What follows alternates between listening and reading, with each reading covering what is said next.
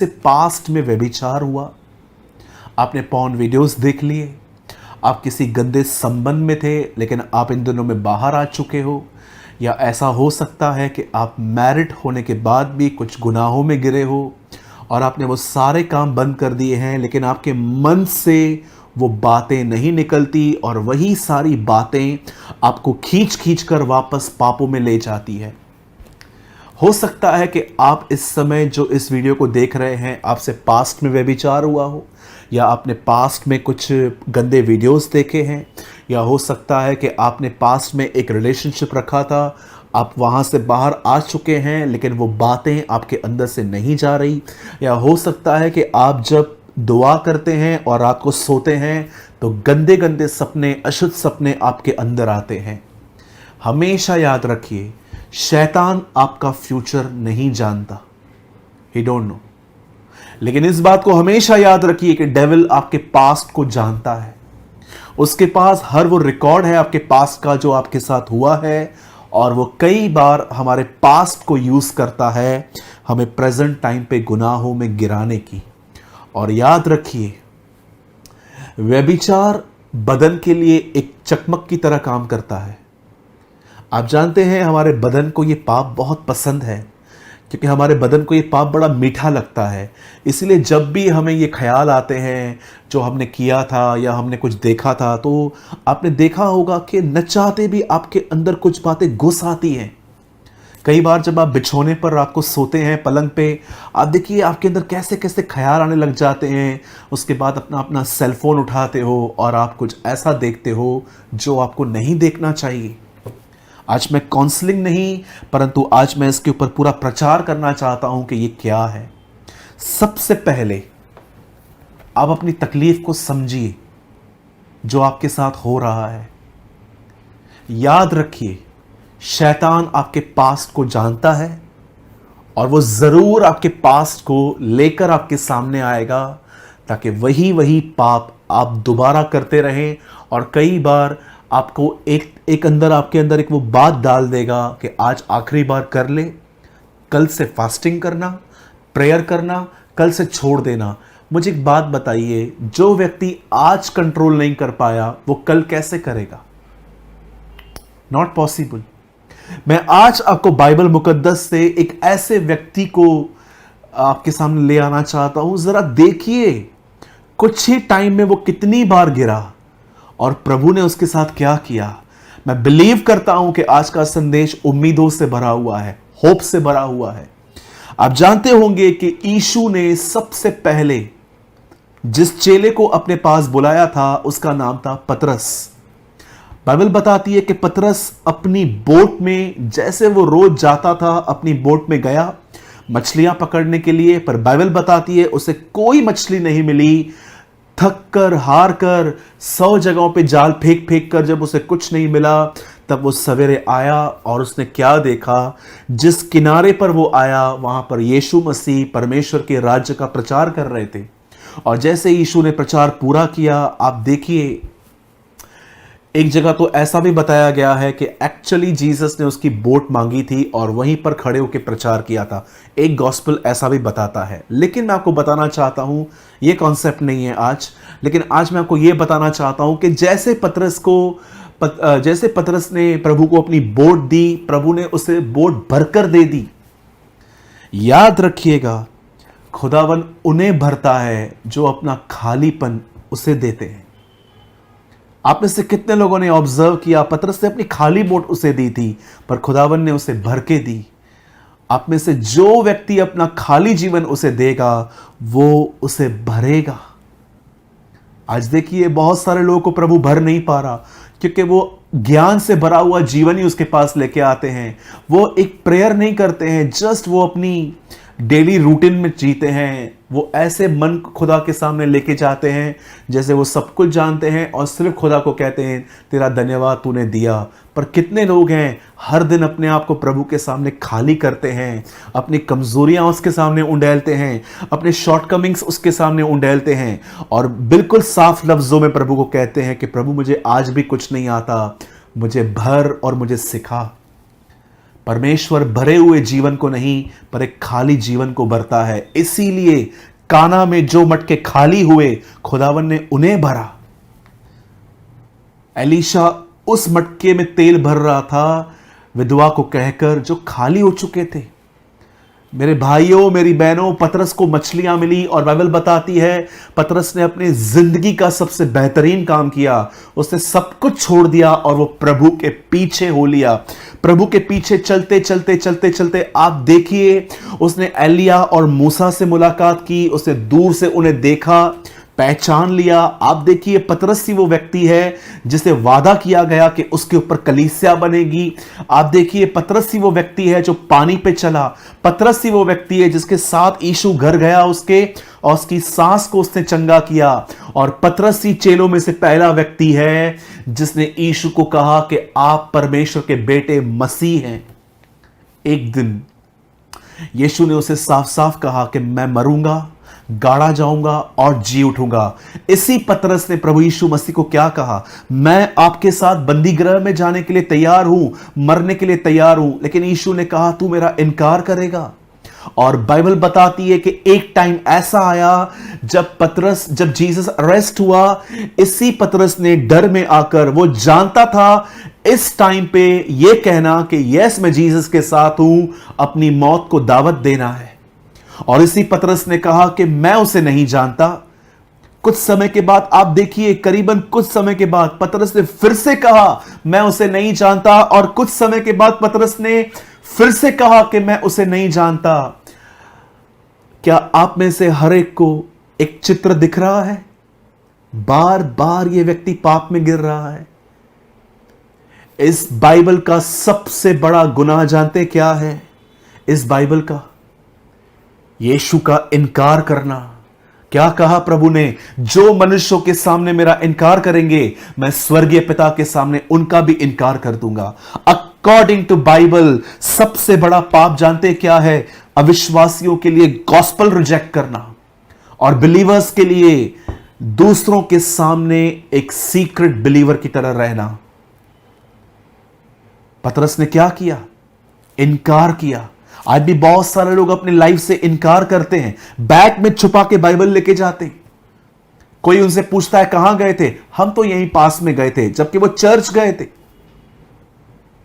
मेरे भाइयों मेरी बहनों, बाइबल साफ कहती है जो मेरा इनकार करेंगे वो परमेश्वर के सामने मैं भी उनका इनकार करूंगा। Even the Bible says last days में बहुत सारे लोग अपनी लाइफ से उसको डिनाई करेंगे, क्योंकि उन्हें पता है कि अगर हमने जीसस को मान लिया तो हमारे ऑफिस में कुछ इश्यूज होंगे, हमारे फ्रेंड्स हमारा मजाक उड़ाएंगे कि ये पार्टी में नहीं आता, ये बियर नहीं पीता, ये ड्रिंक नहीं करता, ये नहीं करता। लोग तरह तरह की बातें करेंगे कि तुम धर्म बदल चुके हो, तुम्हें पैसे मिले हैं मसीह बनने के, वगैरह वगैरह। बहुत सारे लोग जानते हैं कि अगर हमने जीसस को एक्सेप्ट करने का पब्लिकली हमने अगर कह दिया तो हमें बहुत कुछ फेस करना पड़ेगा, इसलिए वो उसका इनकार करते हैं। पतरस ने भी उसका इनकार किया। कुछ ही समय में 3 बार वो व्यक्ति सेम गुनाहों में मरा, वो सेम गुनाहों में गिरा और आत्मिक तौर पे मरा। आप जानते हैं एक दिन क्या हुआ? जब पतरस ने उसका इनकार किया तो बाइबल क्या बताती है, कुछ समय के बाद यीशु मसीह क्रूस पे मारे गए। मरने के बाद बाइबल बताती है कि उन्हें एक नई कब्र में रखा गया। और उसके बाद क्या हुआ? बाइबल मुकद्दस कहती है उसे नई कब्र में रखने के बाद जब तीसरे दिन कुछ बहनें अपने हाथ में इत्र, अच्छी अच्छी वस्तुएं लेके जब वहां पर जा रही थी, तो जैसे वहां पर गई, आप देखिए पतरस के बारे में स्वर्गदूत ने क्या कहा।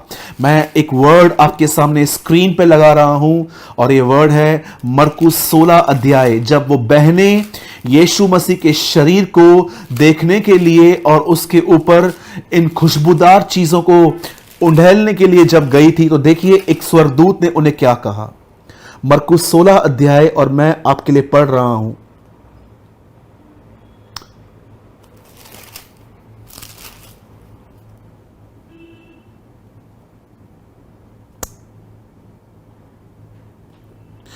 सात वचन 16:7। परंतु तुम जाओ और उसके चेलों और पतरस से कहो कि वह तुमसे पहले गलील को जाएगा, जैसे तुमसे कहा गया था वह तुम वहीं उसे देखोगे। अब मैं आपसे एक बात पूछना चाहता हूं, पतरस ने पाप किया, अब पतरस कहीं और है, जीसस क्रॉस पे मर चुका है, जी उठा है, और जैसे वो बहनें वहां पर उसके बॉडी को देखने के लिए और उन चीजों को उसके बॉडी पे डालने के लिए वहां पर गई थी, वहां पर लिखा है जीसस की बॉडी नहीं थी, वहां दो एंजल बैठे हुए थे। मैं आपको बताना चाहता हूं, जहां जीसस का सर था और जीसस का जहां पैर थे, उन्हीं प्लेसेस पे वो बैठे हुए थे। लिखा है एक पैराने और एक सिरहाने वहां बैठे हुए थे, और वो लोग कहते हैं जाओ उसके चेलों को और पतरस से कहो वो जी उठा है। मैंने अपनी बाइबल में ऐसा लिखा है, जाओ जिसने पाप किया उसे जाके कहो वो तुझसे मिलना चाहता है। आप जानते हैं जो पतरस से हुआ वो उसका पास था। पूरी बाइबल के अंदर दो चेले हैं जिनको प्रभु ने बहुत ज्यादा इस्तेमाल किया, एक है पतरस और एक है पौल। इन दोनों का पास्ट बहुत ही खतरनाक था। पौल विश्वासियों को पकड़ पकड़ के मारता था, जेल में डालता था, और पतरस ने उसका 3 बार इनकार किया, और खुदावन ने ऐसे लोगों के साथ मुलाकात की। वो पौलुस से भी मिला, वो पतरस से भी मिला, वे माफ किए गए, वे आत्मा से भरे गए, और खुदावन ने उनका उपयोग किया। आप जानते हो यहां पर पतरस के लिए क्यों लिखा गया है कि जाओ उसे कहो मैं जी उठा हूं और मैं उससे मिलना चाहता हूं, क्योंकि पतरस उन दिनों में निराश था। पतरस कहां ना कहां अपने आप में ये सोच रहा था कि मैंने ये क्या किया। आप यूहन्ना 21 अध्याय पढ़ के देखिए, पतरस ने होप छोड़ दी थी कि मैं उसका चेला हूं। पतरस 21 अध्याय यूहन्ना में लिखा है कि वो वापस वहां पर अपने काम में चला गया था और चेलों को भी ले गया था। मेरे भाइयों, मेरी बहनों, मैं आप में से हर एक को कहना चाहता हूं, आपके जिंदगी में पास्ट में कुछ पाप हुए होंगे, आपने व्यभिचार किया होगा, शायद पॉर्न वीडियोस देखे होंगे, किसी गलत संबंध में आ गए होंगे और आपने गंदा किया होगा, और वो चीजें आज तक आपको सताती हैं। मैं आपको सबसे पहले आज एक परमेश्वर का दास होने के नाते कहना चाहता हूं, पतरस से भी हमसे बुरे पाप हुए थे, लेकिन यीशु ने उससे मुलाकात की और यीशु ने उससे बात की। यीशु ने 3 बार उससे पूछा क्या तू मुझसे प्रेम करता है, और उसके बाद क्या हुआ, यही पतरस पेंटिकॉस्ट के दिनों में बैठा, उसके ऊपर पवित्र आत्मा उतरा और इसी पतरस ने प्रचार किया, 3000 लोग बिलीव में आ गए। इसकी छाया से लोग ठीक होते थे, मुर्दे जिलाए जाते थे। मैं आप में से हर भाई बहन को कहना चाहता हूं, मेरे भाइयों, मेरी बहनों, जो आपके साथ हुआ वो एक आपका भूतकाल था, वो आपका एक पास था। आज वही स्वर्ग का परमेश्वर आप में से हर एक को कहना चाहता है, मेरे बेटे, मेरी बेटी, मैं तुझे माफ करना चाहता हूं, मेरे पास आ, मैं तुझे माफ करूंगा, मैं तुझे साफ करूंगा, मैं तुझे अपनी आत्मा से भरूंगा और मैं तेरा उपयोग करूंगा। मैं आप में से हर जवान भाई बहन को आज के वीडियो के थ्रू कहना चाहता हूं, मेरे भाइयों, मेरी बहनों, अपने आप को कंडेम फील करना बंद करो, अपने ऊपर दोष लगाना बंद करो कि मैं कहां कुछ बढ़ सकता हूं, मैं तो गिर चुका हूं, मेरी दुआएं कहां से सुनी जाएंगी। खुदा आज भी आपसे प्यार करता है, वो आज भी आपसे मोहब्बत रखता है, और याद रखिए उसकी प्लानिंग इतनी कमजोर नहीं है कि आपका एक पाप उसकी प्लानिंग को चेंज करे। क्या कहती है बाइबल याकूब से, जब तक मैं अपना कहा हुआ वचन पूरा न करूं, मैं तुझे नहीं छोड़ूंगा। मैं यीशु के नाम से कहता हूं, जब तक वो अपना काम आपसे पूरा नहीं करता, वो आपको नहीं छोड़ेगा। यीशु पतरस से मिला, सब कुछ बदल गया, सब कुछ चेंज हो गया। मेरे भाइयों, मेरी बहनों, अपने आप को कंडेम फील मत कीजिए। उठिए, ये समय बैठने का नहीं है, ये समय अपने आप पे दोष लगाने का नहीं है। उठिए, वापस घुटनों पर आइए, वापस कलाम पढ़िए, वापस फास्टिंग करना स्टार्ट कीजिए, वापस संगति कीजिए। खुदावन आपको उठाएगा, खुदावन आपका उपयोग करेगा। और मैं हर उस व्यक्ति को कहना चाहता हूं जो इन दिनों में अपने पास्ट में किए गए गुनाहों से स्ट्रगल कर रहा है, दो काम करें, दो काम। फर्स्ट, कुछ दिन फास्टिंग कीजिए, एक दिन छोड़ के एक दिन, एक दिन छोड़ के एक दिन, और उन फास्टिंग के अंदर प्रभु को एक ही बात कहिए, प्रभु मेरे अंदर जितने भी बंधन हैं, बॉन्डेजेस हैं, स्ट्रॉन्ग होल्ड्स बन चुके हैं, वे विचार के उन्हें ध्वस्त कर, उन्हें तोड़, उन्हें खत्म कर। और दूसरी चीज, गलातियों 2:20 का वचन याद कीजिए, मैं मसीह के साथ क्रूस पे चढ़ाया गया हूं, अब मैं नहीं परंतु मसीह मुझ में जीवित है। जब भी आपका बदन आपको तंग करे, फास्टिंग कीजिए, एक दिन छोड़ के एक दिन, कुछ दिन स्टार्ट कीजिए। आपके बॉडी के अंदर से सारे बंधन टूटेंगे, मन के अंदर बंधन टूटेंगे। और जब भी आप देख रहे हो कि आपको गंदे गंदे ख्याल आ रहे हैं, शैतान से कहिए, हे शैतान मुझसे दूर हो, मैं मसीह के साथ क्रूस पे चढ़ाया गया हूं, अब मैं नहीं परंतु मसीह मुझ में जीवित है। और मैं आपको कहना चाहता हूं, आप पास्ट में किए गए गुनाहों के थॉट्स जो आपको आते हैं, आप उस पर विक्ट्री पा लेंगे, क्योंकि प्रभु आज भी आपके साथ है। मेरे भाइयों, मेरी बहनों, मैं आपको इनवाइट कर रहा हूं, कम, प्रभु आपके साथ है। बंद करने से पहले मैं एक ऑसम स्टोरी आपको बताना चाहता हूं। यह अंकल बिली ग्राम की है। एक दिन अंकल बिली ग्राम जो थे, कहां पर प्रीचिंग कर रहे थे, लाखों लोग उस स्टेडियम में थे। उन्होंने एक टेस्टमनी बताई वहां पर एक लड़के की जो अमेरिका में रहता था। उस लड़के को छोटी सी उम्र में ही ड्रग्स लेने की आदत हो गई। घर से पैसे चुराता था, कई बार दोस्तों से उधार लेता था, कई बार वो गलत बातों में से निकल नहीं पा रहा था और तरह तरह के काम करता था ताकि उसे पैसे मिले और वो ड्रग्स ले सके। एक दिन उस लड़के ने एक दुकान में जाकर गोल्ड की एक चीज़ चुराई, लेकिन वो चुरा नहीं पाया, वो पकड़ा गया और अगले ही पल वो जेल में था और उसे 2 साल की सज़ा मिली।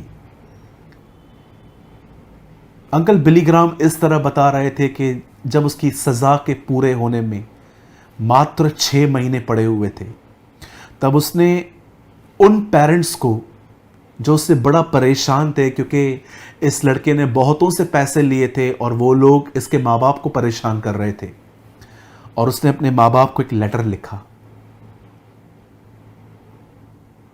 उस लेटर में उसने ऐसा लिखा कि मैं जेल में हूँ और यहाँ पर जेल में मुझे जीसस के बारे में पता चला है, अब मैं वापस कभी ड्रग्स नहीं लूँगा, क्या मैं घर आ सकता हूँ? इस लेटर का उसने आंसर आने का उसने वेट किया, पर उसे कोई आंसर नहीं आया। 3 महीने के पहले, जब उसकी सज़ा के ख़त्म होने में 3 महीने मात्र थे, तब उसने एक और लेटर अपने घर में लिखा और सेम चीज़ें दोहराई कि क्या मैं घर आ सकता हूँ। इस लेटर का भी कोई रिप्लाई नहीं आया, और जब मात्र 15 दिन बचे हुए थे, उसने अपने एक और लेटर में सेम बातें लिखी, लेकिन उसने एक चीज़ उसमें ऐड की। बोला, मैं घर आना चाहता हूं। अगर घर के बाहर एक येलो फ्लैग, पीला झंडा लगा हुआ होगा, तो मैं समझ जाऊंगा कि आप मेरा वेलकम कर रहे हो, अन्यथा अदरवाइज मैं वहां से चला जाऊंगा और अपनी पुरानी ज़िंदगी में लौट जाऊंगा। जिस दिन वो अपनी ज़िंदगी से रिहा होकर उस जेल में से वो बाहर आया, और जब वो घर की तरफ जा ही रहा था, उसके दिमाग में एक ही बात थी, क्या एक पीला झंडा मेरे लिए लगा होगा? और आप जानते हैं, जब वो अपने घर के करीब पहुंचा तो उसने क्या देखा? उसके घर से 1 किलोमीटर तक पूरे के पूरे येलो फ्लैक्स लगे हुए थे। उसके माँ बाप ने उसका वेलकम किया था। ये प्रीच करने के बाद बिली ग्राम ने लास्ट में कहा, आप में से कितने लोग हैं जो इन दिनों में अपने घर से बाहर हैं, खुदावन की हुजूरी से बाहर हैं? आपको ऐसा लगता है कि खुदा मुझे एक्सेप्ट करेगा कि नहीं करेगा? बिली ग्राम अंकल ने उसके बाद कहा, आज सबों के लिए स्वर्ग में पीले झंडे लगे हैं, कम टू जीसस क्राइस्ट। मैं आपको वही संदेश देना चाहता हूं जो अंकल बिली ग्राम ने दिया। आज खुदा एक बार फिर से आपको वेलकम कर रहा है। Come my son, come my daughter.